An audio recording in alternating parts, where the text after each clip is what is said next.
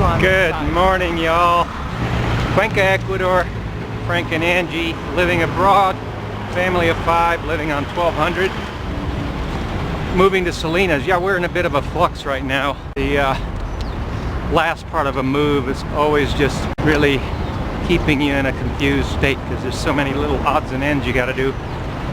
And of course you're in a foreign country, so you're not as adept at doing them. But we do the best we can, and you know that we're persistent and diligent, so we get a lot done. Like I saw this morning an ad for moving boxes. Somebody wants moving boxes. Hey, I want moving boxes too.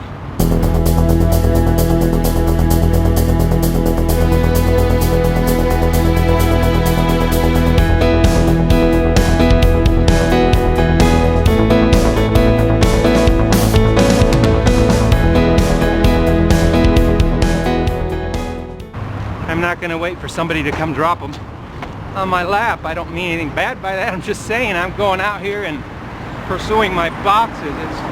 It's hard. They're not available. You got to get a few here, a few there, not the sizes you want. It's not like showing up at mailboxes, etc. or something like that. I haven't seen them for sale anywhere. They're probably for sale. You know what? We should go to the papeleria, see if they sell them, but they might be kind of expensive. What else? Yeah, somebody talked about a big loss they had trying to do some border crossing thingy. I won't go into detail. That used to be and should be quite normal and easy to do. And I say should be, but you're not going from Michigan to Tennessee, folks, and even that might be dangerous nowadays. It seems like everything's dangerous nowadays, doesn't it? We live in precarious times.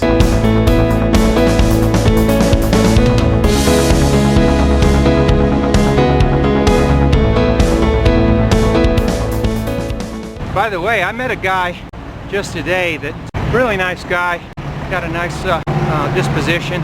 He's got a big smile on him even though he's waking up at night just like I am. And he hasn't been here half the time I have. They've been here about 2 years though. About a couple of years, yeah. He has the same thing. And he's got the same thing, yeah. You know, the altitude insomnia. Because, oops, traffic.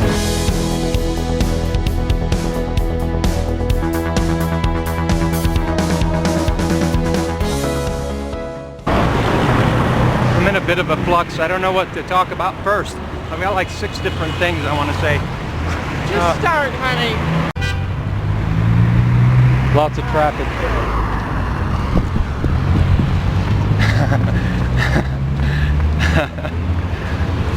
Fun. Now there's a lot to enjoy and like about different places that you go, Cuenca being one of them. But life, everything isn't perfect. Life's not perfect. And it just makes me think about all those pitches. Oh, I got another pitch. I imagine the pitches aren't going to stop. The latest pitch is here. We've got a brand spanking new best place. Oh, and they're not using those words. They're saying why this place is the best place in the world now. Funny how that's changed. Wouldn't you know it, the money part is the how cheap it is pitch is, they're still using that. So the latest pitch is look how cheap you can live over here, and of course all these wonderful qualities. And the first thing that pops up when you do a little Googling. This is the place, but we can check it out. They have haciendas. Okay. We're looking for peppermint oil. The latest and greatest place where you can live on peanuts, 700 to 1,000 a month. The DR. The DR is now being pumped. It doesn't really matter what the place is. This place, I used to read Island Properties Report back in the early 90s before International Living. I think they bought them out or something happened. But they disappeared and then International Living came on the scene. But the Dominican Republic was being pumped over 20 years ago, and of course the infrastructure was awful then. Now they're saying that the infrastructure, you know, all these glowing reports about how much more wonderful and better it is, right?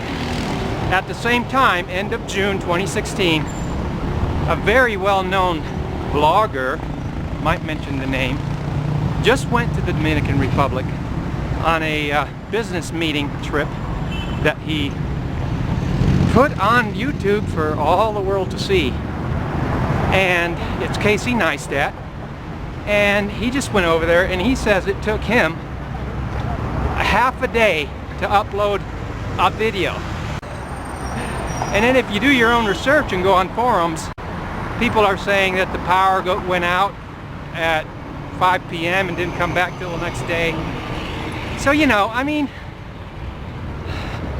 look, I'm not doing this.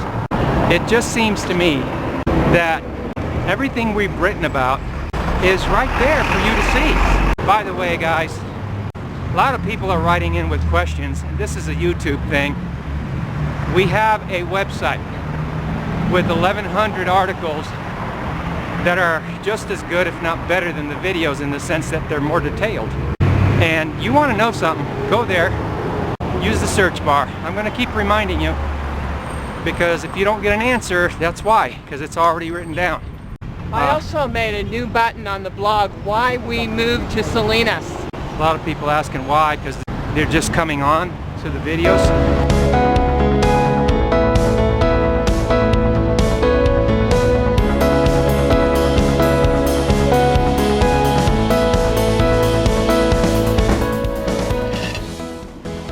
Thanks for dinner, hon.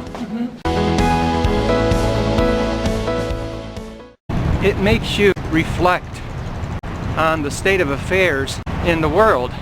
It does me anyhow. When you see right through these pictures. Well, I mean, yeah, I didn't come down here expecting to find paradise, which lends itself to some sort of an expectation that everything's going to be just right and just perfect. Whereas ancient writings clearly tell us the path to happiness is within us. We take it with us wherever we go. And that has been so true coming to South America. I'm just so glad and happy that I'm not in that camp where I was expecting some kind of paradise, then got disappointed. You know, so it just leads me to ask, what is our source? What is your source? What is your source of knowledge? Because it all factors in with this whole moving abroad thing, which, by the way, statistics say the majority of people retire in their own home places, not abroad. Regardless how the travel writers like to slant, make it sound like the whole world's moving abroad. If the whole world was moving abroad, it wouldn't be abroad anymore. Not done yet. I need to edit an article. That's the life of a blogger.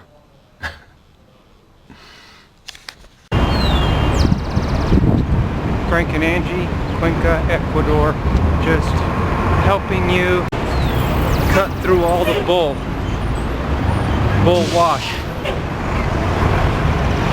I should probably call it truck wash. Frank and Angie helping you cut through all the truck wash and the refuse that passes as some kind of smart advice. Caveat emptor, buyer beware.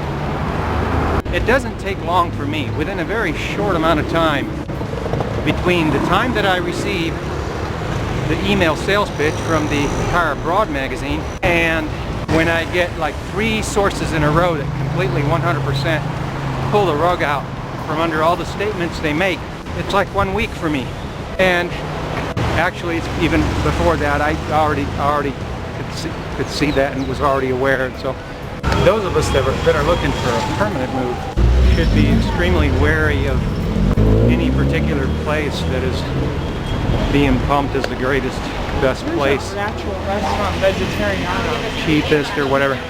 And so when I googled the DR, the first thing that pops up is some expat's website with a $400 apartment. He's got it advertised for $2,500, and he's pitching it to big city people. Who else would, you know?